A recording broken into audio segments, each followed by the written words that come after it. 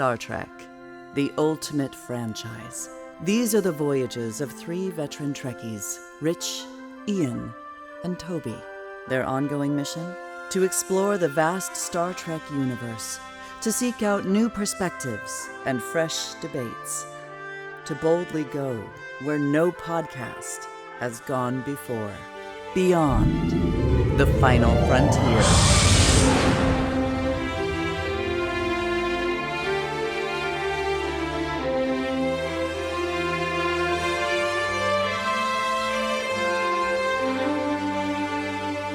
Hello and welcome to Beyond the Final Frontier, the Star Trek podcast. My name is Rich Matthews and I'm joined by my space compadres, Mr. Ian Spelling.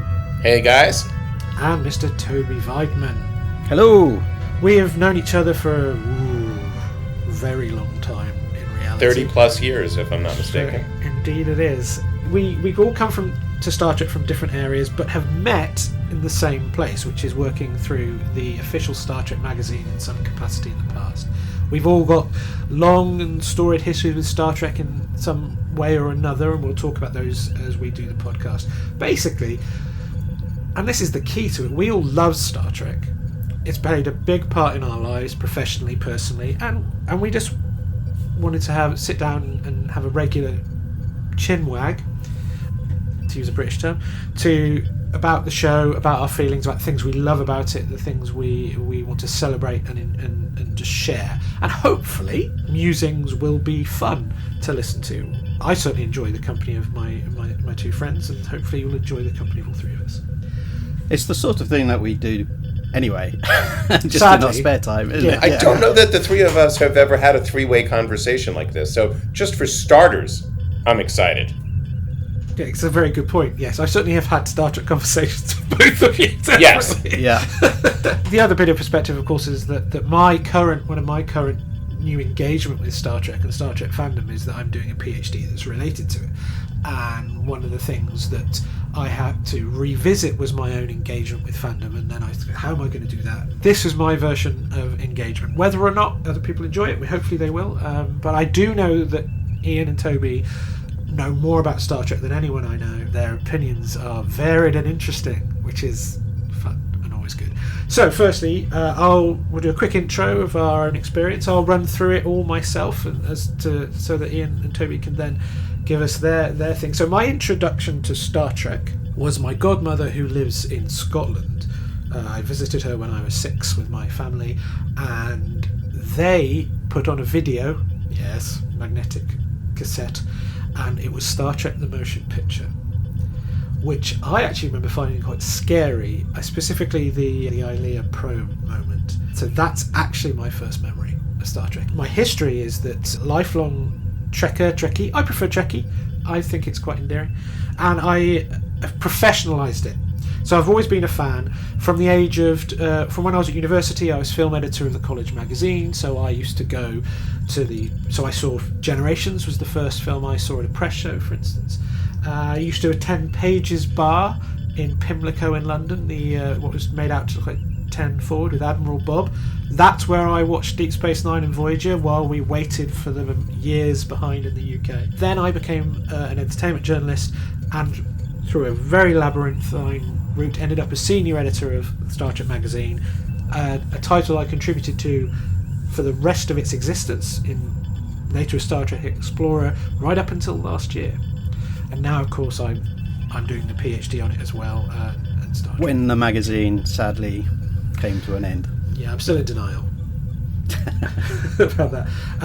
My favourite Star Trek related memory is fairly modern, which is that I went to the first con I took my eldest daughter to, who dressed up in London, dressed up as a Bajoran, and she looked fabulous. And thanks to Ian, we got marvellous seats in the William Shatner panel, and she didn't know, of course, didn't look behind her and see the couple of thousand people sat behind her, so she stood up and asked a question, and her question to Bill was, what's the best thing about Star Trek? And Shatner's reply was, me, and brought the house down. And it was just confluence and overlapping of everything that I loved about Star Trek, and it was a perfect answer, and it was great. So there you go. So who wants to go next? Ian, go for it. Okay. Yours is the more impressive. Growing up on Long Island, Star Trek was my jam. It was the thing I loved. I watched it on a little black and white television set on Channel 11 PIX in New York.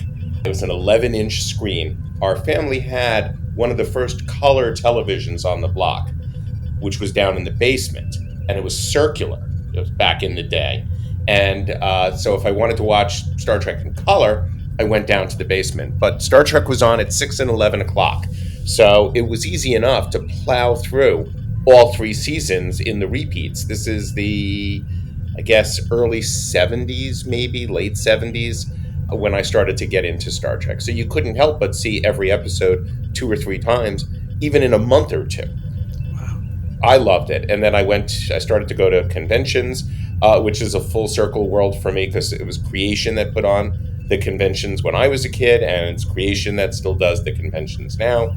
And in between, they had the official conventions as well. So I dealt with Creation on a professional level when between 2010 and 2019, I was the editor at StarTrek.com. So that was a lot of fun. But what helped me get, and there's a lot of circular things here, what helped me get StarTrek.com was I was the lead writer on Star Trek, or one of the lead writers on Star Trek for Starlog, and then also for Titan's Star Trek magazine. And Starlog also did the licensed magazines for Next Generation, Deep Space Nine, and Voyager, and the Star Trek feature films. And then I was writing for the New York Times Syndicate, and I did a weekly column for the Syndicate called Inside Trek. It could never happen now because of IP issues. In fact, even back in the day, I got a call from Paramount, and because we were in 40-something papers when that launched in 1993 at the start of Deep Space Nine. There's a whole long story involved with that column, but basically, it ran everywhere. It was in DeForest Kelley and Rick Berman lived right near each other. It was in the LA Daily News, so they saw it. It was posted on the bulletin board between stages, I want to say 8 and 9, at Paramount every week when it ran. So everybody knew the importance of the column, and it gave me unbelievable access as well. So that was all kind of cool. But it started, to make a real long story longer, it started when I was in college and I wanted to write for my college newspaper and do interviews. And I went to a Star Trek convention, just dressed a little bit more formally than most fans. Most fans were in a t-shirt. I wore a button-down shirt and slacks, and I had a briefcase with me at the time, I guess. And so I'd go up to Mark Leonard and say, "Hey, Ian Spelling with the Albany Student Press, would you do an interview with me?" "Sure." George Takei said, "Meet me at my room. Do you jog?" I lied and said yes. And so I had to jog with George Takei in Central Park. I was dying by the end of it, but I got a great interview, and it started literally a 40-year friendship with George. Yeah. Walter Koenig met me at a diner out on Long Island when he was doing a convention, and then I met Gene Roddenberry and Majel at a convention. That's going to win. That's going to win. I met Gene Roddenberry is just going to win. I ended up talking to him twice. Oh, wow. The next thing I know, I sold the Majel and Gene interview to Starlog, in addition to running them in my college newspaper. And that's really what started me in journalism. And then to answer your question about the coolest Star Trek moment, without question, I was invited out to the set of Star Trek 4. And it was the day that they were shooting in what they call the tank. Oh, yeah. The on the lot at the end. Right. So this was Star Trek 4, and they had the wind and lightning machines going. It was old school Hollywood. It was, as a Star Trek fan, mind-blowing. Leonard Nimoy in his white robe being Spock and directing. Also, the other famous story with that was Catherine Hicks' nipples from the cold water got too big. And so they put tape on her breast because they didn't want the movie to be rated R. The Princess Leia effect. Yes. Yeah. So that was the cool, absolutely. And then I got introduced to DeForest Kelley and his lovely wife, Carolyn, two of the nicest people on the planet. To bring it full circle, the guy who helped me get on the set was a gentleman named Eddie Egan, who was the Star Trek publicity guy at Paramount at the time for the movies, right? He's the one who would bring, buttons and posters to the conventions and show the trailer and tease what's to come. I was just at Creation's big annual event for the 59th anniversary, and who did they have as a guest but Eddie Egan? Oh, cool. So I got to say thank you, and you started all of this, and thanks. Yeah, and he's like, it's all your fault. Yeah, it's all your fault. It was really very, very, very cool. So anyway, that's my very long-winded story. Lots of experience with Star Trek. I got to be an extra a couple of times on Star Trek. I thought that was what it was going to be. I was Twice. like, would it be one of those? Yes. Oh, but so Toby, you should have gone before Ian. Yeah. I mean, how are you awake, Toby? I'm so sorry.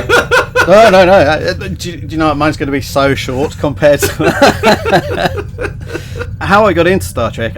My brother is 5 years older than me. He was the sci-fi fan, really, but particularly things like Doctor Who, Logan's Run, Blake Seven, a whole host of stuff. And as the younger brother, I didn't have control of the remote control, so I just had to sit there and watch the stuff. And slowly I started enjoying it. I seem to remember just finding Star Trek on my own, because my brother's never been he likes Star Trek, but he's not a massive Star Trek fan. But it used to be on BBC Two at 6 p.m. On a weekday. I can't remember exactly the weekday. It might have been a Wednesday or Thursday. Was it a Wednesday? And I mean, I distinctly remember watching certain episodes and just falling in love with it. I definitely remember seeing Shore Leave, Devil in the Dark, City on the Edge of Forever, and it just making a huge impression on me. And then I watched everything since then, went to see all the films in the cinema. Kind of like Rich, I decided I wanted to be an entertainment journalist and studied for it and then started working. I applied for a job at Titan, which was publishing a Star Trek monthly as it was, and I got the job in 2002. I seem to remember in the interview saying I'm a journalist first, then a Star Trek fan, because I thought that might win them over a little bit. That's very you, though. Then I was editor for almost 3 years, I think. That's how I ran into Ian. He was one of my ace reporters. And Rich as well, who was working on a sister magazine and also used to contribute. I left that and sort of covered it, Star Trek, in sort of different ways, really. I went into the video industry trade journalism, so I covered more things like the DVD releases and the Blu-ray releases. Yeah, I've just been a fan ever since then. We once won an official Paramount Star Trek quiz, didn't we? We did, by about 20 points, which is really sad. Big margin. My favourite memory, I've been trying to think of this. I think, almost similar to Ian, I went to a convention, which wasn't a Star Trek convention, it was a science fiction convention. I think it was Women in Sci-Fi, or something like that. I can't remember the exact name of it. It was out in Heathrow, I do remember that. I got basically the chance to just hang out in the green room with people like Nana Visitor and Kate Mulgrew and others. And I remember interviewing Kate Mulgrew and then discovering that the recording had failed completely, and she was incredibly generous. And it's not crunch time yet, Toby. Yeah, she gave me another interview almost immediately. Which I thought was fantastic and really, really good. And I probably went better second time round because she was prepared for the questions and had the chance to think about it a little bit. So it's one of those things that work out. Very cool. Well, I was going to do, one of the questions was going to be who have we met who's in Star Trek, because mine's relatively low on that score. But I mean, the my other one would be the taking a piss next to Patrick Stewart. To all self-control to not say engage. The sad thing is I've taken a piss next to Simon Pegg. In fact, I was between Simon Pegg and Nick Frost in a spaced sandwich. That's interesting. Well, if we're talking pisses, I took a piss next to Quentin Tarantino, and he almost made a Star Trek film. So there you go. That's close. Yeah. Priority 1 message from Starfleet coming in on secured channel. Make it so. So good. So what we're going to do is for this first episode. So again, it's just about getting to know us and our tastes in Star Trek as well as our history, and we're going to rank our top 7 favourite pieces of Star Trek, because one of the things that we very much want this podcast to be is a celebration, is to channel that humanistic, positivistic ethos that Roddenberry was such a driver of, and was at the heart of his whole vision for Star Trek. Can I just ask, before the pod, Rich said that he found this incredibly easy, like he found the first 6 straight away and then just had to find another one.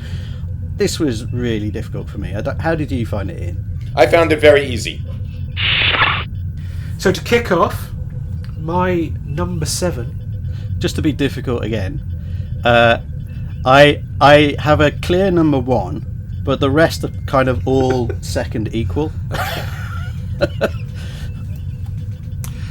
Well, then, just put them in alphabetical order. I've done them in series order. Do you see what I have to deal with, Ian? Do you see this? Crazy. Incoming transmission. Number 7 for me, an episode of Star Trek that I have watched over and over again, and I realised when thinking about this was one of the ones I've watched the most, is Little Green Men from season 4 of Deep Space Nine, the episode which posits that the Roswell Area 51 encounter was in fact Quark, Rom, and Nog. Oh, and Odo, but they don't really experience Odo properly, do they? It's mainly a dog. It's because to me it encapsulates a lot of the fun elements of Star Trek. I'm assuming no one else has this before I go into it. It was in my short list. It's playful, it's engaging, it's actually quite moving. It fleshes out characters through action. For me, this was the moment where I finally fully loved that Ferengi family. And it was a great use of Odo, the dynamic between him and Quark. It felt very much like a nod to Roddenberry's Genesis, in a way, the sort of military lifestyle leading into science fiction writing and that overlap. And yeah, it's just absolute charmer for me, and it's like my the other one, which from that season, for some reason that season is a particular nexus, excuse the pun, for Deep Space Nine and Star Trek for me. But another honourable mention would have been Our Man Bashir, which I also really love. But yeah, Little Green Man, number 7. I think the 7th spot is probably, I said they were all joint second, but 7th is probably where I would rank this one. It's a part 1 of a 2-parter. Huh? It's from Star Trek Voyager, and it is Year of Hell. Oh, cool. I think this is generally thought of as being a favourite amongst the fans from Voyager. It's a really good setup. I like the way that it's broken up, and they do the kind of gaps, and you see the slow destruction of Voyager and their fight against the Krenim Imperium. Well done for remembering that. It's got a brilliant guest performance by Kurtwood Smith, who I think probably most of us know from that 70s show, right? Wow, such a long, that as well, of course. Yeah, I was thinking more TV, but he's really good in it. It's a really, and his motivation is also, I love the fact that it's got this kind of grander, we're trying to make the Krenim superior in the region, but really it's just about the fact that he wants his wife back. And I kind of like that, although I don't think that's revealed until part 2, but yeah, I just think it's a really fantastic episode. It gives the Voyager crew someone to really battle against, and like they don't really even find out the reason until a little bit later. But it feels like a lot of Voyager didn't feel like a struggle. This one feels like they really struggled, and I almost put Equinox in here because there's sort of similar themes in that, particularly with will Janeway cross the line and all that kind of stuff. But there's lots of little nice little touches in there. There's a great scene where Torres and Kim are trapped, and they're like testing each other on their knowledge the universe, and there's a little reference to Star Trek First Contact in there. And then when they're saved by 7 of 9, she's the one who reveals what the answer is, and they say, how would you know that? And she says, well, the Borg were there. And they're like, what? and she goes, it's too complicated to explain, or something like that. And it's just a nice little kind of like throwback, which I liked. And it also debuted Janeway's shorter haircut, which is always good. Yeah, which I think it was her best look, actually. Well, Year of Hell was one of my in my shortlist. Yeah, it was the highest Voyager got on mine. It was number 2 on my Voyager list. There you go. Ian, have you got a number 7? Number 7 would be Scorpion for me. That was on my shortlist as well. I thought it was important to the show. I thought it was a cracking story. It introduces 7 of 9. We get her human story. We get a feel for her Borg story as well. I thought a notch above Year of Hell, just because of how well it was done. I mean, if you're going to introduce a character, boy, does Jerry Ryan make an impression, right? So you had the right actor, the right script in this particular instance. It's beautifully directed. We know that she was brought on for the sex appeal, but if you actually look at the episode, the first few minutes with her, it's not exactly sexy. And I thought that worked really well, too. So that would be my vote for number 7. I wouldn't disagree. You know, I think Scorpion was very close to my list as well. Okay, so my number 6 is Vox from season 3 of Picard, which is the reveal of the restored USS Enterprise 1701D episode, and it's nostalgia porn of the highest order. It made me cry. It was uplifting. I didn't realise I particularly wanted that until it was there, because I was a big fan of the Enterprise E, for instance. But it was, and also it made me oddly proud, because I'm not the biggest fan of Picard as a series, and there's so much member-berry nostalgia stuff and IP mining going on across so many franchises which we love in sci-fi and things like that this did it right. Terry Matalas and his team nailed this, and it felt really organic and smart, and in the same way that season 3 properly reintroduced the relationship with Geordi and Data, rather than always focusing on Data and Picard, which is important. But the heart of his TNG life was him and Geordi. They were best friends. So to have that reinstated, and the way they brought the Enterprise back, and the way it was done, and just that moment where when you talk about how does a fan experience mirror an in-universe experience, the moment when they come onto the bridge and it all lights up, I think is this perfect overlap. Because that's something that would fill us all with joy, and it filled them with joy, both characters and the actors. And so it's this lovely Venn diagram of all those sort of experiences. And so I really enjoyed that moment, and seeing the whole crew back together again on the bridge of the D is fantastic. They let Troy back on the helm, did they? So Ian. My number 6 would be First Contact. Excellent. I thought that was just an awesome movie. It was great action. It was great Star Trek. It was fun. It had great music. The special effects were insane. The guest stars were fabulous. I mean, Alfre Woodard in a Star Trek movie. Yes, I wish they made more use of her, but it was still very, very, very cool. And we got Action Picard in there, and I just thought of the next gen movies that's the one that hit it out of the ballpark. Oh yeah, by far, definitely. And not only was it a good movie, but it established Star Trek: The Next Generation as a movie franchise unto itself. I don't think they realized it fully in the subsequent movies. I thought they dropped the ball on those in a couple of instances. Nemesis. But I thought First Contact was just entertaining as hell and good Star Trek. Much like Star Trek 4 in its own way, by the way. It attracted Star Trek fans and non-Star Trek fans. And I think that's what they were shooting for with the movie. I think that's what they were shooting for. By making a bit horror, wasn't it? By going like a bit little bit of horror too, yeah, a little bit of body horror. Yeah.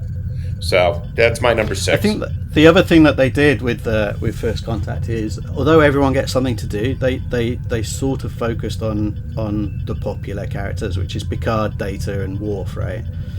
Those are the 3 that really get to meaty parts in that. I mean, there's the whole storyline on the planet with Zephyrin, but and James Cromwell is fantastic in that role. Those 3 in particular, they are the shining side of the bridge. And how about it's a Star Trek?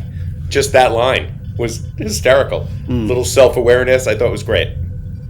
I agree with you entirely about the music as well. It's the best Jerry Goldsmith since motion picture score, because that opening refrain, the opening titles, which is an entirely original piece of music for First Contact, is beautiful. Yeah. And also, if you watched the trailers and you'd seen the advertising, you were going in expecting the action Star Trek compared to Generations, and then it opens with this melancholic, beautiful melody, and it's like, oh, this isn't. And that was when I remember getting very much on board with it in the sense of, oh, this isn't just going to be crassly action. It's going to be layered. It's going to be interesting. It's going to have the right tone. Yeah, and totally. Jonathan Frakes, who knew? I mean, he'd done some decent episodes, but one day we'll have to ask him about that. A quick Jonathan Frakes story about First Contact. I was visiting the sets of whatever shows were on at the time, and I'm walking down one of the streets at Paramount, and Jonathan Frakes and I are walking in different directions, and he says, "Spelling! Oh. I got it!" And I was like, "What'd you get?" He's like, "I'm directing the next Star Trek movie. You're the first person to know. I literally just got told." And I'm like, "Holy shit, that's awesome." So we hugged. I said, "Congratulations." And then, he had to go tell various people and whatnot. But it was before the announcement was made. I literally got a call from the publicist. Please don't say, pre-internet, obviously. Where was I going to go with this? But, he's like, not him. He wasn't the one who called me. The publicist called me and said, "Hey, please don't tell anybody that. But yes, he is directing the next movie." That was really, really cool. I think he wins the nicest person in the Star Trek award for me. Yeah, he's up there. Frakes is really lovely. He's number one on the list of 7, yes. Like I said, I think all these others are very much on a par, so I'm just going to go through them in series order. So it's an episode from Deep Space Nine. It's probably my favourite episode from Deep Space Nine, and it's In the Pale Moonlight from season 6. As you probably know, I kind of like darker stuff. No. Yeah, no, that's a big surprise. And I think this is probably one of the most morally dark or grey episodes that Star Trek's ever done, actually. It's the one where, spoiler alert everyone, Sisko basically entraps the Romulans and gets them to come into the Dominion War. I love it because my favourite character, Garak, I love Garak, played by the amazing Andrew Robinson, is so important in this episode because he essentially just manipulates Sisko, sometimes with his awareness and sometimes not. And I mean, essentially, he's the key component that gets, he's the one who tricks the Romulans. It's not Sisko. Yeah. But the fact that Sisko decides that he's not going to report it and he's just going to delete his log entry, because the whole thing is set up through his captain's log. It's one of those decisions that, again, it's that Janeway aspect of crossing the line. Here, Sisko 100% crosses the line, and decides that he can just live with it. And I think that's is the reason why it really stands out to me. I think it's just a fantastic. It's Garak at his most duplicitous best, I think. Yeah, I'd agree with that. Yeah, totally. It is interesting, isn't it?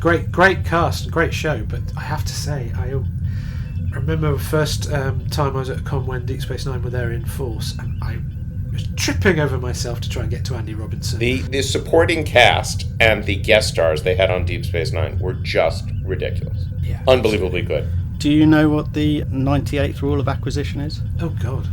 As quoted in this episode? I don't know any of the rules of acquisition. I know 97 and 99, but what's 98? It's every man has his price, and it's very fitting, obviously, for this show, because mine is a lengthy umux. Did I say that right? Yes. But you're not rubbing your ear as you say it. Okay, so my number 5 was actually a toss-up between First Contact and The Best of Both Worlds. I love First Contact, but I remember very distinctly being 14 when I saw The Best of Both Worlds, and it was the moment I was like, nah, this is it now, this is Star Trek. It was just brilliant, and it's the one I watch as a movie, and a lot of people are disappointed by the part 2, but I loved the way it was resolved. I loved the use of data and the interfacing with Picard and the Borg, and the way he and also the reason I think I love it so much, compared when I was trying to think, is it this or First Contact, is they do so much with less in Best of Both Worlds. They have less money, the special effects aren't as advanced, there's less makeup, the Borg are simpler in terms than they are in First Contact, and it's not to take away from First Contact, but it's just incredibly powerful. And that kidnapping of Picard and transformation to Locutus is terrifying, genuinely, like, and sad and disturbing, even before you get into the implication of what happens to him afterwards. And again, everyone's used brilliantly. the crew all come together, and the way it works, and the sleep metaphor of putting them to sleep, which is so good. It's currently just been used for the Gorn and Strange New Worlds. It's just firing on all cylinders. That would be the point that I would make, is that it doesn't work as the movie, because can you imagine if First Contact ended with them, we're going to put them to sleep? And that was the finale of First Contact. It just wouldn't work. Yeah, you also wouldn't end on that shot of Picard looking troubled out of his window as you pan out into space. Admittedly, no, but it's just the action of it, the separating of the saucer set, perfect balance of technobabble and action and character for me. That just I was just in seventh heaven during that episode, and of course the cliffhanger. Right. I think it's a brilliant part one, and the fact that I'm sure we all watched it when it initially aired, and then you had to wait for part two. It was like the worst wait ever. But it is interesting to watch it decades later, because most of us watch it all back to back now, right? You're not waiting months. No. That was insane at the time, to sit there and it's like, Patrick Stewart coming back? Is he not coming back? Exactly what I was going to say. There was drama off the screen as well as on the screen. Now, whether that was manipulated or not, was he not coming back for real? That whole thing. But just the time that was spent on that among Star Trek fans, it generated, no pun intended, excitement for that next season and for the resolution of that cliffhanger.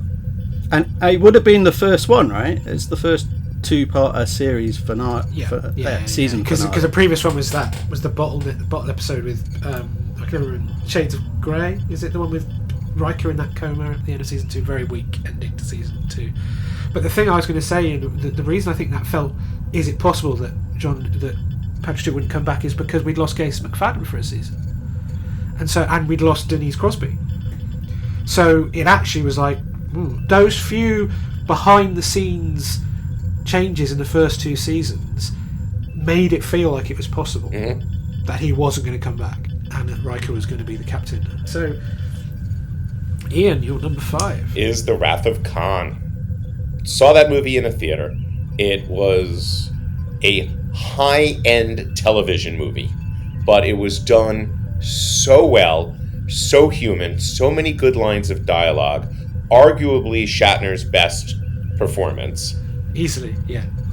I just thought everything that needed to go right in that movie, other than maybe the character of David, was exceptionally well handled. I thought the whole David thing was shoehorned in, but really well done. Just smart science fiction, entertaining, pure Kirk when he's on, when they're down on the Genesis thing, watching the experiment come to life, and he's got the apple in his hand, the whole 9 yards with that. It was fun. It was interesting. It had interesting science. Where you get McCoy with Riga hasn't set in yet.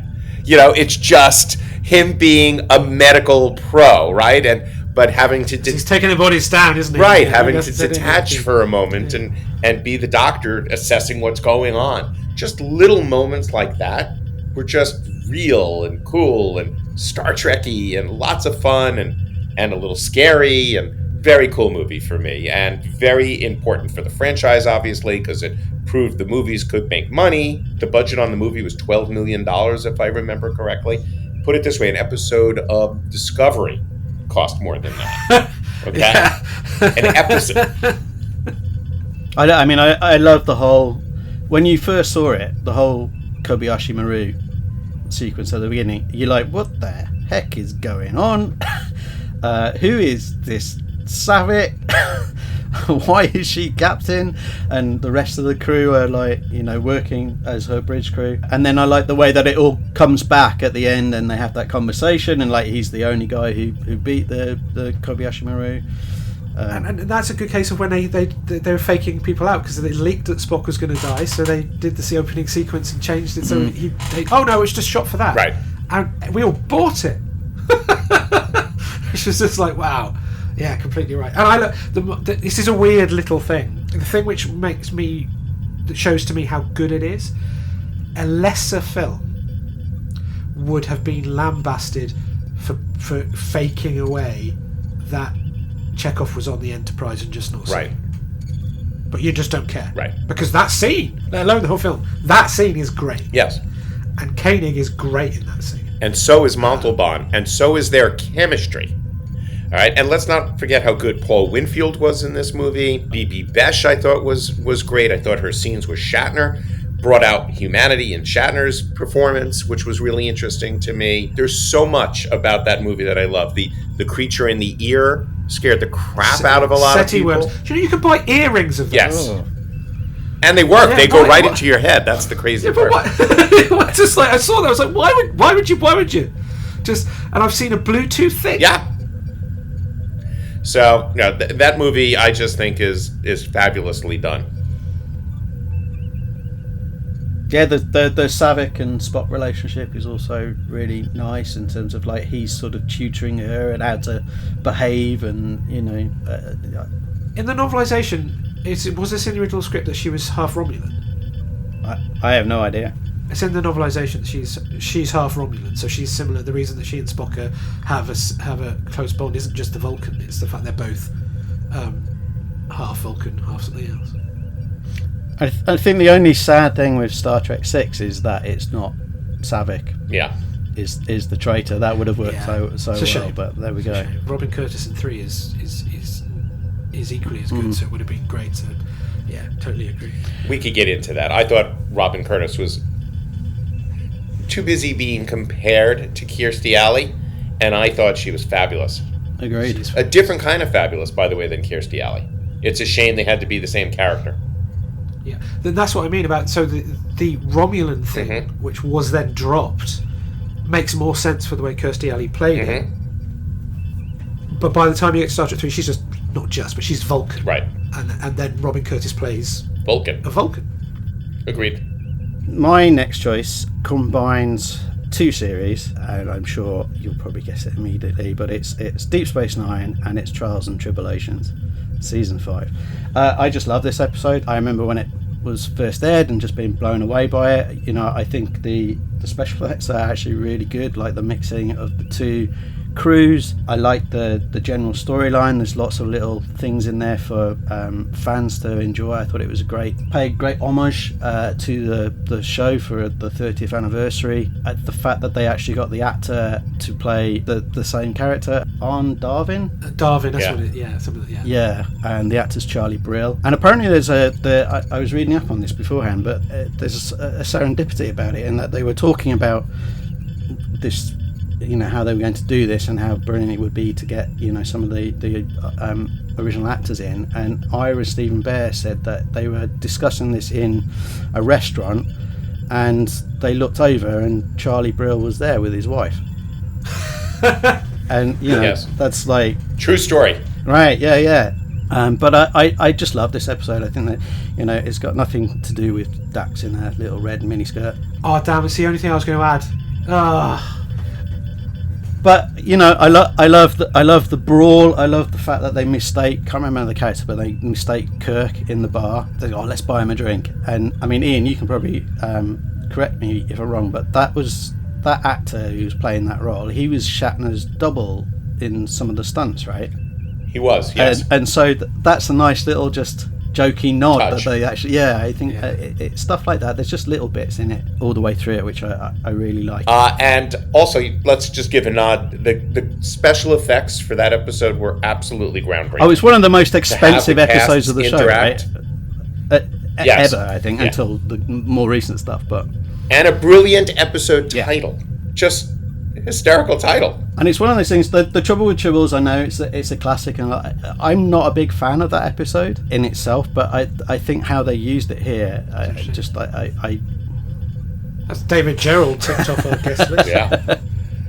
I am going to politely disagree with you. I know. It's just not a favourite of mine. I don't dislike it. It's just not a favourite of mine. But I think how it's handled here is fantastic. It's there is the whole time travel aspect with the prophets. It's a little bit like, but the rest of it, it just makes up for it.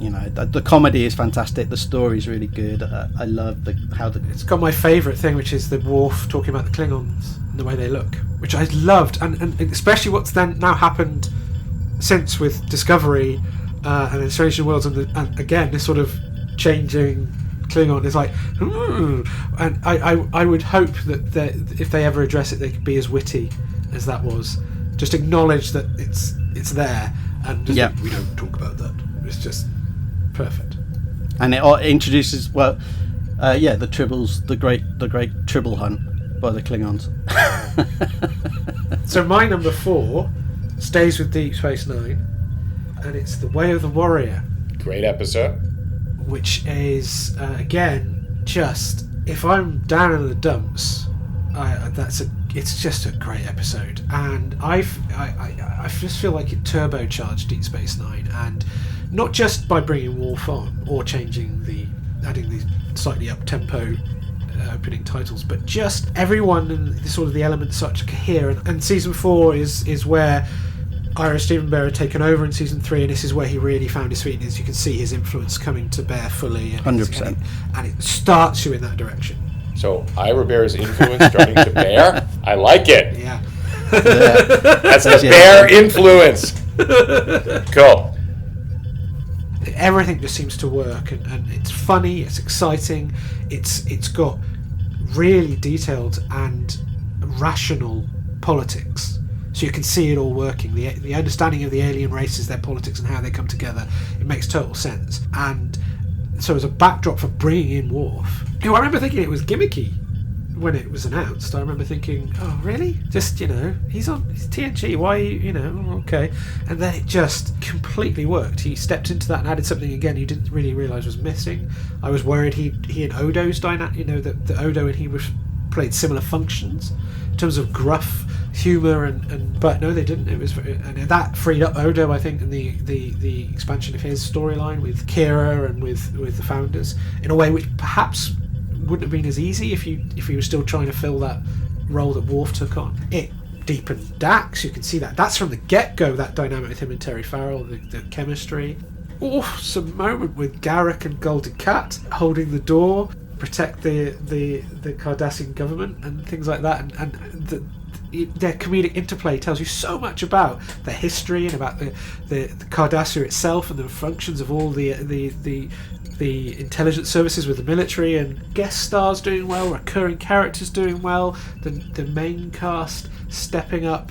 Slightly unbelievable that the Klingons didn't kick lots more ass of the main crew, slightly, but they knew they had Nana stabbed, and a great piece of acting, by the way, when she stabbed and staggering and was also for me that a key part of the rehabilitation of the Bashir character, as he started to become more and more in his relationship with O'Brien, and it's just big, and it signalled what was to come, which was, you've not seen space battles like this on Star Trek before, and we're going to show you how to do it the Star Trek way with a little bit of science that isn't Star I think it was the tone setter for the rest of the series, right? I think. I guess I'll go on number 4. I'm going to go with the original series, and I'm going to go with The Devil in the Dark.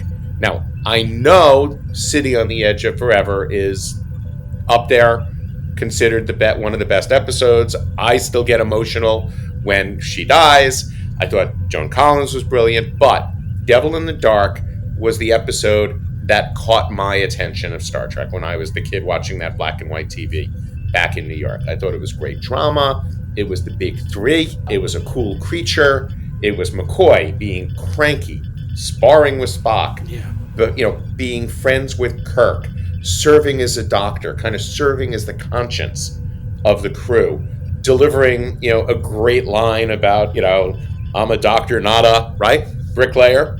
Then he's beaming with happiness when he solves the problem, and he saves the day as well. So I thought it was a great episode for my 3rd favorite character on the show. I thought DeForest Kelley was an absolute hoot in the episode and hit all the dramatic marks as well. And that was the cranky doctor for me right there. When he came back for the motion picture and he beams in and he's all pissed off, always took me back to The Devil in the Dark. I was just going to say, you've ruined my thunder a little bit, but this is my number 1 pick, and this head and shoulders above all others. It's the one that I watch the most. I absolutely love it. Like you, it was probably the episode that I love the show, and it's the same. It's the holy triumvirate of Kirk, Spock, and McCoy at their very best. I love this episode. I think it's brilliant. But yeah, this is the one that wins for me in terms of like my number one spot. It's actually not my number one of all. I'll get to what mine is later, but I totally understand why it would be yours and anybody's. I mean, it's just a great episode. I wonder whether your number one, if it is original series, is the same as another episode that I have. That'll be interesting to find out, but there we go. Spoiler, it's not. Oh. This is where I have to hold my hands up and a bit ashamed that there isn't an original series episode in mine. And this is... It was nice doing this podcast with you. It was. Yeah, I'll get my Coke. I'm out. They're in my honourable mentions. City on the Edge of Forever is there, and so's Space Seed. I came on with the movies and never somehow managed to fully go back. Having said that, if I was going to single out an episode for the illustration of the way that Kirk, Spock, and McCoy work as the ego, the id, and the superego of the whole show, this is the best example, with them all fulfilling their functions. Is this part of your thesis? No. Just I wrote an article about that. I think about their functions and the personality of the show. It's a common thing. It's like in Ghostbusters. It's the same sort of dynamic. And, I think there's a rival episode which I might bring up later. Okay. But this was reportedly Shatner's favourite episode, wasn't it? Although I think he changed his mind a couple of times. But I read this in an excellent book written by Mr. Ian Spelling. Ah. It was while filming The Devil in the Dark that his father passed away, and he learned that his father passed away. But he chose to stay on and sort of finish all the scenes where he was facially in shot. I think they did some stuff afterwards. But Leonard Nimoy, and I think maybe the first AD, I think. Right, they basically kind of like gave him support and got him through, and he said that he was always like really thankful for that before having to fly home and deal with the funeral and stuff like that. So I think there's some extra meaning in that.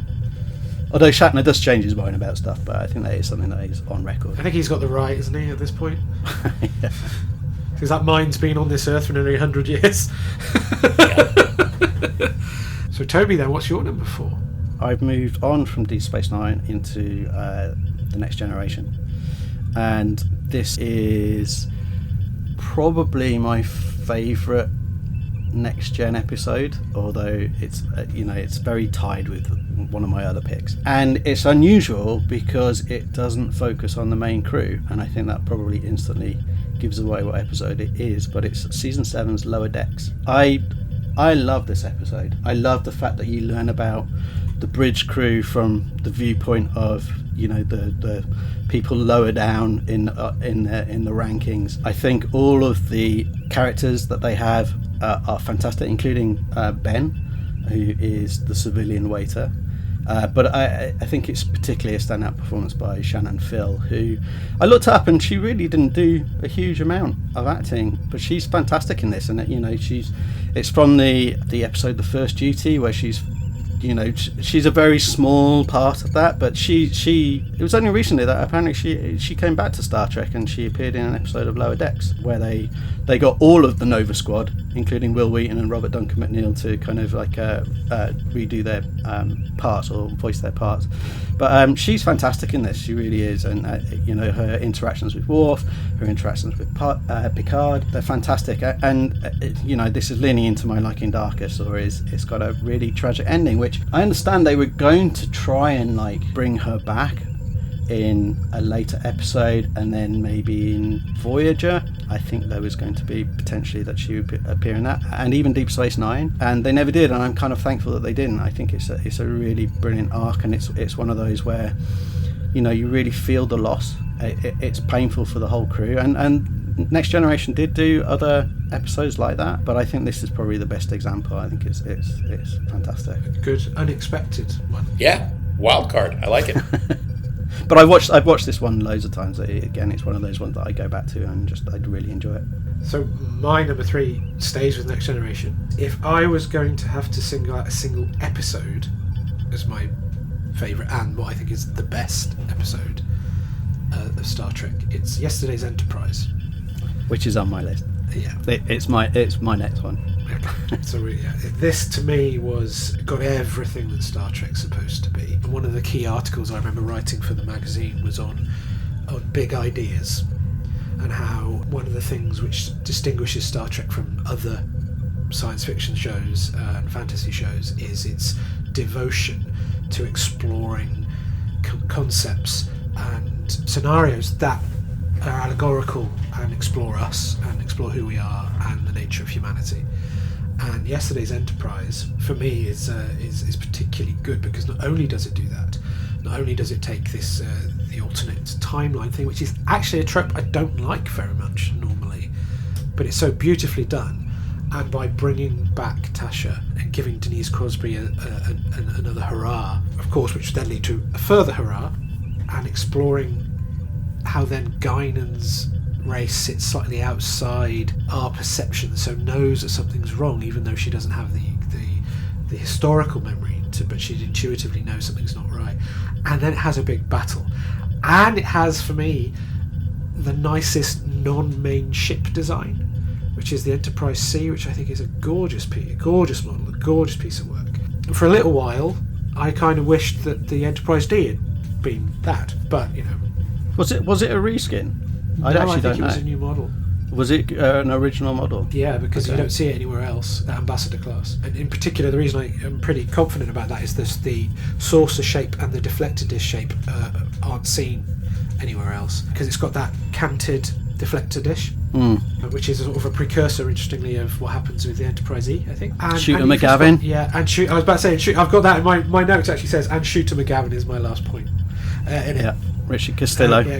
Christopher McDonald is great in that role, so charming. Yeah, with him and Denise is just great, and the chemistry. And that's the thing, especially with long form streaming shows. Now you forget how you can establish true connection between characters and actors really fast. One episode. Yeah, and if you do it, you buy it. You buy that she goes. In real world terms, there's no way, but it really works in an episode, and it's profoundly good, and it's just, again, subtle work by like the shift in the uniforms, the higher collars, the change in the lighting, the belts, the change of the elevation of the captain's chair, small things really which communicate so much about what the difference in this timeline is. In fact, they're at war and they're losing and it's not going, and it's all of that's brilliant. And also just that true Gene Roddenberry idea of a small decision, a sacrifice, can change humanity's destiny, and the right thing to do isn't always the easiest thing to do, that is quintessential Star Trek for me.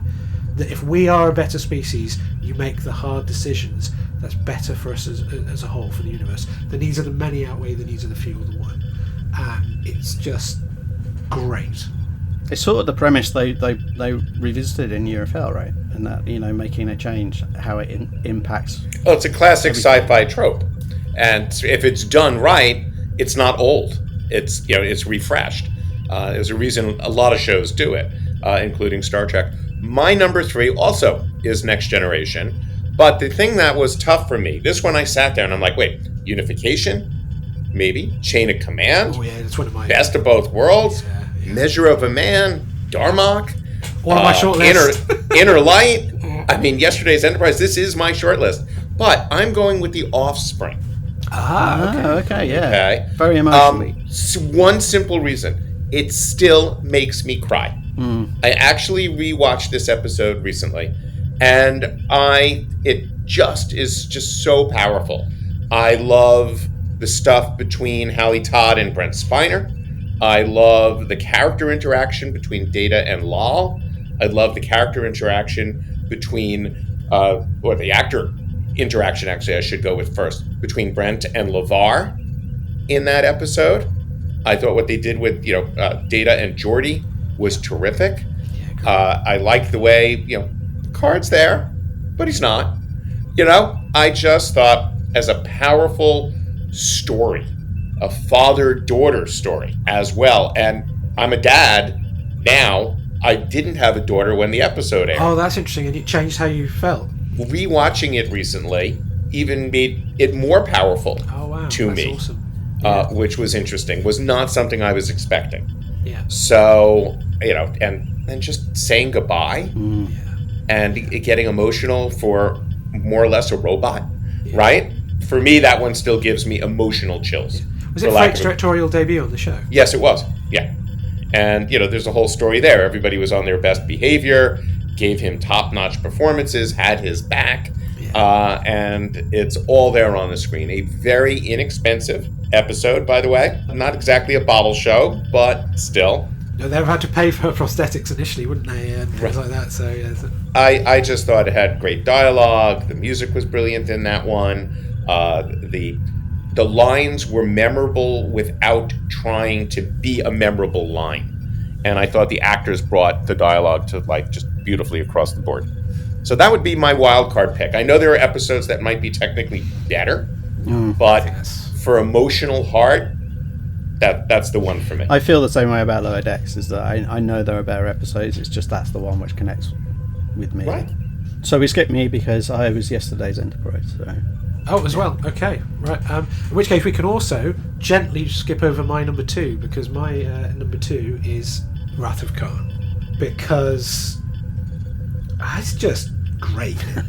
I mean, that's all I could add. I mean, it's a bit banal, but it's got the space battles. Montalban it's the best example of a good hammy performance, and I think that also Maya's directing of everyone is brilliant. And we know, as you said, Ian, is it Beth Shatner, and part of that is the fatigue that Maya introduced to use the takes when he's knackered. Here it comes, and all of that. It's just, and it's sad and brilliant, and with what happens to Spock. There's also James Horner. We talk about Jerry Goldsmith a lot, but James Horner's score. The score's great. He would. So I have a soft spot for James Horner, because the first thing I remember seeing with his music was Battle Beyond the Stars, the pretty shonky Roger Corman Star Wars rip-off, which is the most expensive movie. Well, Magnificent Seven rip-off. Well, it rips off so much. Yeah. But it had one of the Magnificent Seven in, let's not forget that, in Robert Vaughn. But that score got him Star Trek 2, and that Battle Beyond the Stars score belongs in a better movie. While Jerry Goldsmith's motion picture score is probably my favourite, really, there's that the last act, the propulsion that James Horner brings, from the moment you go from, which to me, if I had to pick a single moment, just a moment of Star Trek to be my favourite, it's I don't believe in the no-win scenario. Kirk to Spock, it's 2 hours, you ready? Right. I just get chills thinking about that. That to me is that it was just like the essence, the cleverness, and actually full circle. Watching the most recent episodes of Strange New Worlds, the episode with Kirk, that's Kirk focused. Seeing them trying to get in there and unpick that as well, and what is it about him that makes him different, and that it is that, and that relationship with Spock and how they complement each other, and it's just brilliant. And I just, again, a silly thing, but I love the way they run once they've been back on board, and he and Nimoy and Shatner run in time, and it's just great. And it's just, that's mirrored in Star Trek 4, where at the end, when Spock has said goodbye to Sarek, and he and Shatner walk off together, and they sync up, and it's just and it's that's the goosebumps stuff for me as well. The way those characters interact. It's the military training. Well, indeed, and I love the Monster Maroons. I know that that's my favourite Star Trek uniform, and it's just it fills me with wonder and joy even now when I watch it, and it's just as you rightly say, Ian, it's essentially a TV movie. Do you think Wrath of Khan stands out as one of the best movies because it came on the back of the motion picture, which was just tonally so different? No, I don't think so. I think it would work on its own. I've made this distinction in conversations about how franchises fit within overall quality, and I think Wrath of Khan stands as a great movie, regardless of it being Star Trek or not. And Maya's screenplay, we know he's not credited, but Maya's screenplay in particular is really, really, really brilliant, especially because he wasn't a Star Trek fan. He's the positive version of what went wrong with Stuart Baird and Nemesis, where they needed someone who knew Star Trek at that point. but he's working that sort of the hornblower aspect of it, and what and the way he just understood the dynamic of Kirk, Spock, and McCoy so brilliantly, and added new layers and acknowledged their age and all of that sort of thing is it's really brilliant writing in any form, let alone Star Trek. Agreed. I think you kind of nailed it on the head. I would just say ditto on that one. I think it gave the franchise what it needed at the time, which is kind of a reset after the motion picture, which I don't hate like everybody else. It's anywhere near my top 10, but it's an outlier, but it served its purpose. And I agree with Rich that Wrath of Khan holds its own as a Star Trek movie and as a movie. All right, we're up to number 2. We're number 2. Go on, Ian. Hit us with it. You know what? I had a tough time narrowing this down, okay? One was for a personal reason, and the other was for quality. So for the personal reason, I was going to go with Yesteryear, the episode of the animated series. You had a brilliant DC Fontana script. You had Mark Leonard reprising his character, performance as Sarek. You had really what was like the introduction of the Vulcan nerve pinch. You had the question of euthanasia in the episode. You had young Spock. You had the Salot creature, which recently just came back into play, obviously, as you're talking about with Strange New Worlds, right? Yeah. So it had one of the better animated episodes of the animated series, if you actually look at it. It's got some beautiful images. But I got to go with The Voyage Home. For number 2. If I'm on a desert island and I've got to watch some Star Trek and I want to be just purely entertained for fun, I'm all for The Voyage Home. It's fun. It's Star Trek at its purest. It's great chemistry. It's beautifully shot. The whale stuff is just conservation storytelling at its absolute best. I thought it had a great message. Yes, the weird heads sequence when they go back in time and do the just warp. The reeds. I never understood the reeds bit. Yeah.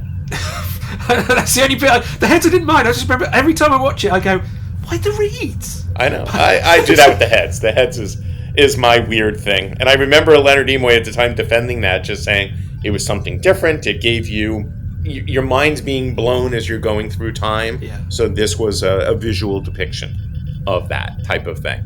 I get it. It's still weird to me. I remember seeing it in the theater going, WTF, before WTF became a thing. Yeah. How did Michelle feel about morphing into Shatner, though? I'm pretty sure she wasn't a huge fan of that. No. I just thought that movie had everything. The chemistry between Catherine Hicks and Shatner. The pizza sequence was great. Don't forget to, what is it? Don't forget where we parked. It's a great line. They made use of San Francisco. That whole kind of improvised sequence with the woman in the street, the communicating with the whales. I mean, scene after scene after scene after scene. You just sat there and said, wow, this is smart. This is fun. This is entertaining. This is science. Chase scenes, with the ships. It had everything. And for just pure enjoyment, that would be my absolute choice without question. The thing I really like about Voyage Home, sort of behind the scenes stuff, is I'm a big fan of Star Trek 3, which again a lot of people aren't, and I love the fact that essentially the 23rd century stuff is Harve Bennett writing, and then Maya comes in and takes over and does the 20th century stuff, but they mesh because they understood, and that's the thing, that those two understood exactly what they were doing and worked so well together. And I there are so many lines in it. Sure, you don't want to change your mind? Is there something wrong with the one I have? Right. And just these brilliant and LDS. Yeah. My favourite, it's got one of my favourite pieces of dialogue, which is when McCoy and Spock discuss death. Oh yeah. Yeah. And like, what's it mean? And it's like, I'd have to die in order to be able to have this conversation. Right. I love or how about the scene when, and I had to get this guy's autograph during the heart of the pandemic. I sent out some fan letters to guest stars. So I sent one, I cannot remember his name off the top of my head, but the guy that Scotty is with, and he's talking about the communicator, and Scotty's like, computer, that guy. And it was hysterical. I just lost you. Not now, Margaret. Right. And he sent me a note. I sent a lovely note back saying, you almost stole the show. And, so he sent me back the photo. Oh, awesome. autographed, which was really, really cool. Just so much fun. The woman in the hallway, how barbaric it is that they're still doing surgery. He just does his, McCoy does his magic. I mean, Dad gave me a pill and I grew a new kidney. Right. Unbelievable stuff. But it's still got big ideas, though. You see, I mean, because I know you're saying it in terms of enjoyment, but the whales and this conservation and the consequence, it's all there. It's exactly all in there. Yeah. Yeah. I will say, not my favorite score. No, actually, that came up on a fan thread recently. Someone was singing its praises, and I go, I do like it, but do you know that it's almost that the 2, 3, and 4 are kind of an unofficial trilogy, aren't they? Mm-hmm. In terms of the arc. Yeah. And I do wish I could have heard James Horner's version for that. I really do. Yes, so, I mean, we were talking about score. This is an episode from the original series. It introduced a music for fighting. I was going to say, it's not the hippies. For a minute, I thought it was the hippies. I think we're going with gamesters. It's the season 2 opener, Amok Time. Yeah. Again, this is one which I think the three. So let me just clarify, Toby. This. Yeah, composer Gerald Fried, or Fried. It's a fantastic score. I love it. But it's another one where Kirk, Spock, and McCoy have got that kind of like conversation representing different parts of the the mind. Introduced so much about Vulcan culture that had not been touched on before. I mean, obviously Ponfar, but it's got the first use of the Vulcan salute. It's got the first use of live long and prosper. I just think it's fantastic. I think the only thing that is a bit odd is that if this is sort of to do with Spock and T'Pring getting married, is that Spock's parents aren't there and they don't come in until later. Yeah, I really like it. I like the fight, although I didn't think Kirk was dead at the end. You didn't buy it. I didn't buy it, but because it's the season 2 opener. But I didn't know how they were going to get out of it. I thought he may be dead and that McCoy was going to resuscitate it in some way. But I think it's got fantastic performances all the way through it. Arlene Mattel, Celia Lovsky, they're both great. Also, Walter Koenig's first episode. Great wig. I think it's just it's a brilliant episode. I don't really have too much to say about it apart from, again, it's one of those ones that I've rewatched so many times. I mean, it must be in the hundreds I've watched it. I really like it. I think the fight's really good, although there are shots where you can tell it's not them, but that was sort of the show. It was another one where I think this is one of those episodes that just got me into the show. I think I really liked Kirk, Spock, and McCoy. They were my 3 favourites. An episode where they play an important part, and even the lead up to it, with Spock going a little bit mad on the ship, and the interactions with Nurse Chapel, and then it's McCoy is the one who basically says we've got to get Spock to Vulcan. Kirk is intent on fulfilling his mission until McCoy basically steps in. I think it's just a great episode. It really is. Okay, so we've come to our top one. So mine's already gone. Mine's already been picked. So that was Devil in the Dark. Well, mine's come up, and so it's going to be slightly controversial. If I only have one whole piece of Star Trek, one whole episode, one whole movie, it's got to be Star Trek: The Motion Picture. I knew you were going to say that. For those at home, silence on Ian's end. I've never understood why it gets knocked so much. It's epic. It's probably those god-awful costumes. Oh, well, yeah, there are. It's not perfect, but it's epic and huge, thought-provoking, and I've always found it exciting. It's the sexiest Star Trek film because the Enterprise is just this huge fetishized sex object for Kirk. True romance at the heart of the entire... No wonder no woman stood a chance next to those glorious nacelles and secondary hull, and it's just brilliant. Little ship porn going on here. Yeah, Jeez. I love that sequence. Well, it's about 10 minutes long. Which is about 6 minutes too long, but go on. No, I love every minute of it. Jerry Goldsmith's music is brilliant. Douglas Trumbull's and John Dykstra's effects are just brilliant, and showing you how it's moved on and where they're going to go. And I love the redesign. My favourite piece of starship design in any franchise is the refit Enterprise. It's beautiful, and I think that's partly why I always struggled with the original series, is I didn't really like the way the ship looked. Just those aesthetic changes, they're absolutely, it's a beautiful ship, and it's really great. And I love the central V'ger idea, again, our humanity coming back and what happens in a machine, artificial intelligence, and it grows beyond, and it's about human evolution. Star Trek has never felt as expansive for me as this film. And it's because it's got a touch of the Kubrick, it's got a touch of the 2001s, and yes, it's pretentious, and it takes its time, but it takes its time. Yeah, that's a sweet way of saying boring is sin. Yeah, I've never found it boring. I could sit and watch the sequences of them flying over V'ger all day long, those including those humongous spiky power balls, and it's just, I get it. I understand. What do you think about the beginning? The black screen and the overture. Well, in the new version, it's got stars. I get a real sort of febrile thrill at trying to think about being an original series fan and seeing the characters are introduced. In particular, Shatner on the shuttle, when you see him and he steps out, and that's the one good uniform, is his Admiral uniform when he steps out in that. That's a really good uniform, and he should not have taken it off. And just the whole him wanting to get the captaincy back, and the stuff on the bridge where Uhura says to the weird alien guy who they put in lots of shots because they clearly worked hard on his makeup, in which he says, "Ensign, our chances of returning alive from this mission may have just doubled." And then McCoy's arrival and the whole snarkiness of it, and actually the cold version of Spock, and how being back with Kirk and McCoy, he needed that to be a complete person, to be who he is. It isn't as good as Wrath of Khan.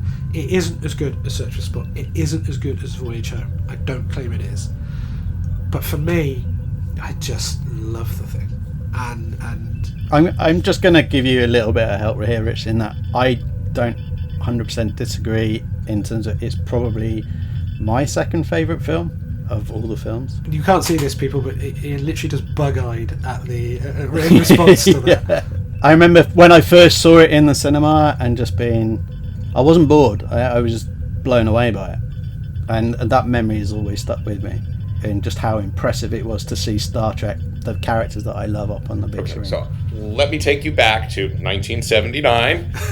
I'm at Sunrise Mall in Massapequa. I go to see Star Trek The Motion Picture. This was a mall that took like 4 screens and turned it into a 12-plex. So some of the screens were the size of televisions.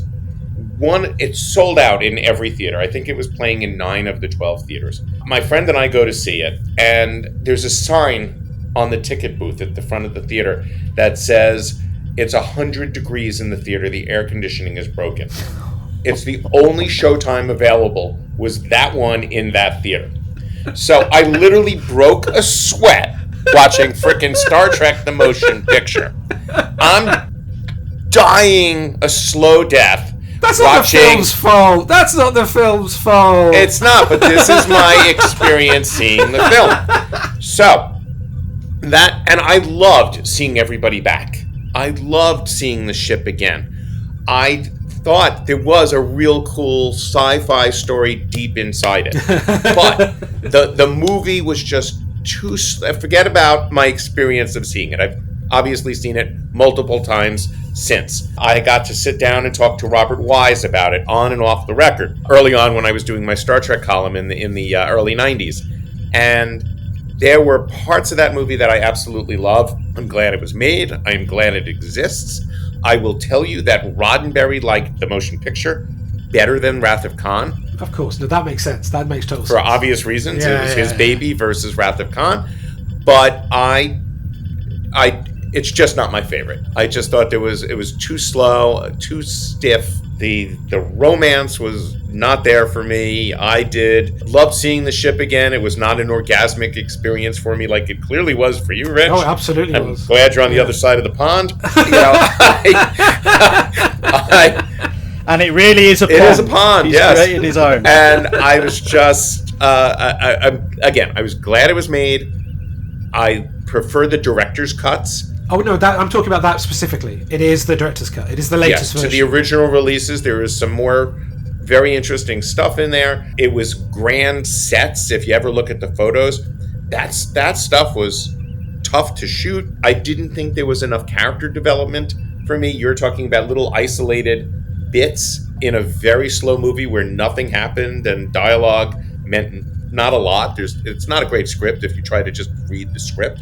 Read the Star Trek 2 script. Read the motion picture script. I accept it's all not that. a great screenplay. But if I'm feeling like I want to watch a bit of Star Trek to make me feel, I watch the Enterprise sequence. All right, well, if you're on your desert island and you need a nap, that's the scene to watch, I guess. But I knew it was going to be. I respect it, but no. Yeah. In which case, on that note, brings me to my number 1. All right, so it's got to be a Deep Space Nine episode. Now, if I want entertainment, if I'm on that desert island and I want to laugh, I'm probably going with Take Me Out to the Holosuite. I thought you might say that. Or Trials and Tribulations. If I want a nostalgia binge, I'm going to go with Blood Oath. I thought bringing back the Klingons was brilliantly done. So it brings me to 2 episodes. Both are not fun, but they're brilliant. One is Duet. Yes. Okay, Duet, and the other is Far Beyond the Stars. All right, the obvious choice is Far Beyond the Stars. Duet, I thought, was just absolutely brilliant. I thought Nana and Harris Yulin were fabulous together. I thought the story was pure Star Trek. I thought the ending, talking about the tragic endings that we were referring to before, was tragic. But oddly enough, I'm going to go with the consensus choice, which would be Far Beyond the Stars. I think that was just brilliantly conceived. I think I'm using the word brilliantly a lot today.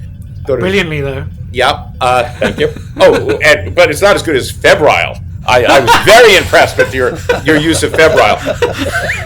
That was spot on, man. But Far Beyond the Stars had great science fiction, great allegory, fabulous character development, great use of so many of the supporting cast and the guest stars playing different characters. I mean, René Auberjonois killed it in that episode, right? And I thought he was just fabulous in it. Avery Brooks could not have been... Some people, let's be honest, found him a little stiff at times. And I thought his best scenes were always when he was with Cirroc Lofton doing the father-son material. But my God, was he fabulous in Far Beyond the Stars. I thought that by far his best performance. That episode, I just think, is everything Star Trek is about. Kind of a science fiction story, sad but hopeful, smart but in the know, like it knew what it was doing in telling this allegorical story. A little bit of heartbreak in there as well. The costumes were fabulous, talking about scores, fabulous score. I thought if there's one episode that of all of Star Trek that truly had everything going for it, I would have to go with Far Beyond the Stars. Honestly, I was surprised when I sat down to do this. I thought for sure I was going to wind up picking City on the Edge of Forever or my personal favorite of everything, The Offspring. But Far Beyond the Stars, rewatching it a couple of weeks ago, I was just like, you know what? This thing is an unbelievably good, powerful, brilliantly shot episode. I just thought that's my number 1. And I stick by it. It was incredibly painful to cut it from my list. Yeah, it's in my short list too. It's right up there for me. Again, I love that episode. So is Duet for me as well. That was in my short list as well. Well, I'd throw in The Visitor as well. I think that was on my list. Really yes, fantastic. The Visitor is great too. Yeah. Long live Tony Todd, right? You know, if I have to pick if I have to pick something like that, I go with The Inner Light over The Visitor. They're very similar. Yes. But yeah, no, absolutely. I mean, it's exactly right. I'm literally looking at my honourable mentions list, and the top of them are Far Beyond the Stars. But what a pleasure to sit and have to choose. It's literally a Sophie's choice for us in some cases, right? I mean, they're different shows. Or if somebody is a fan of Lower Decks, are you going to compare the best episode of Lower Decks to Duet? I mean, I'd give it a go. Right? I would. But if the question is, 3 of us as journalists, as fans, as old friends, as old colleagues, as guys who like to debate shit, what's our desert island choice? I got to go with Far Beyond the Stars. Excellent. Oh, brilliant. And 3 different choices, interestingly. And 3 different eras. Yeah. So that's... and that's what it's all about. Infinite diversity in infinite combinations, boys. I'd like to throw out some honourable mentions. So, original series, The Doomsday Machine. It's another episode that I absolutely adore. Great episode. So I'd put Balance of Terror in as well from the original series. Yeah, that's up there. Next Gen, Relics. I rewatched that quite a lot. It's on my list. The scene on the bridge of the original with Scotty and Picard. DS9, Take Me Out to the Holosuite, which I was convinced that you would pick because of the baseball, your love for baseball, Ian. But yeah, I actually rewatched that recently, and it gave me the feels again. Another DS9 2-parter, In Purgatory's Shadow and By Inferno's Light. I love that one. Again, it's a heavy Garak episode, but a lot of Worf in there as well. And the Bashir reveal, I think, is fantastic. And then I'm going to throw in a couple of Enterprise episodes. Azati Prime and Future Tense. I think those two are both... I think both of those are really good. Can I throw in Terra Firma? Yeah. Terra Firma is an awesome episode unto itself. Watching it 20 plus years later, it's more timely now than it was back then. I mean, Peter Weller is terrifying in that episode. Yeah, agreed. I mean, in terms of my honourable mentions, we've mentioned most of them, but the 2 I would draw particular attention to are 2 TNG ones, which is Measure of a Man, which again Ian did mention, but again is absolutely quintessential Star Trek. And it's not in my list because I don't enjoy watching it, but I do think it's great as Chain of Command. Yeah, I think that's Yeah, it's hard to watch that. And I will add one that was, if you were giving me 8, I don't know that it would be number 8, but it would be somewhere orbiting 8, would be The Last Generation. It would be the finale of Picard. Okay. I'm not a giant fan of Picard as a series. I thought it was a missed opportunity. I thought it was too dark, and I didn't like particularly what they did with Picard as a character early on. Same. I wanted my hero to be a hero, not, a lost soul. But when they got around to The Last Generation, it gave the fans everything they wanted. The old crew together, the ship, that camaraderie, love, affection, whatever you want to call it. Some action, the poker game to close it all out. Alice Krieger, Tim Russ, Walter Koenig, in there. If that's where that has to end, if that's the actual end of the Next Generation story arc, I thought they stuck the landing. That's it. That's exactly right. That's why I love Vox as well, is because those 2 feel like what Nemesis wasn't. Right. Yeah. Well, there you go. That was far more varied than it might have been. Some key overlaps, crucially, interesting ones. Thank you both for that. I think it's... yes, I'm excited to see where we go with our subsequent episodes. And I don't think we argued enough, though. I think we're all gentlemen and we agreed on a lot of stuff. It's hard, though, with the best of something, because, invariably we're going to pick stuff that we all kind of like, right? But I think we will have fun when if we do this, because we're fans, but... we do have to tackle worst of at some point. Yeah.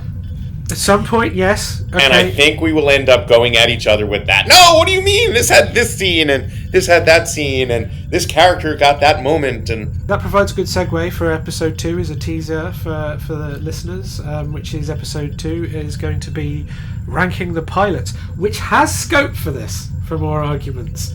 So I think it's going to be including perhaps my darkest Star Trek secret, which I will save for if you thought that not being a huge fan of TOS was bad. You've put the Discovery premiere as number 1, haven't you? No. As much as I like Brian Fuller, no, I will save it for then. So the only other thing which we need to have as a podcast is a sign off, and I'd loathe to pick anything as cliched as live long and prosper. So I'm going to leave this hanging, and we're going to. As we progress, we need to think of good ways to sign off the episode. But for now, so long and thanks for all the whales. I was going to go with peace, love, and logic. See, already an abundance of choices. I'm just going to go with signing off for now, even though that's a bit more. Oh, that sucked, man. No, we cannot. No. We need some tension, some drama. That sucked. Toby, mine, good. Matthews, I don't know what the hell you're doing. No. I suck. There we go. That's you the don't end of suck, episode but that sucked. That was not a febrile choice. Let's put it that way. That I can't. Febrile's going to keep haunting me, isn't it now? Yes. Yeah, brilliant. Okay, listeners, we will see you in episode 2, where we will be ranking the pilot episodes of Star Trek in order, and hopefully see you then. Live long and eat the whales. No? Right. No. Goodbye, everyone. No.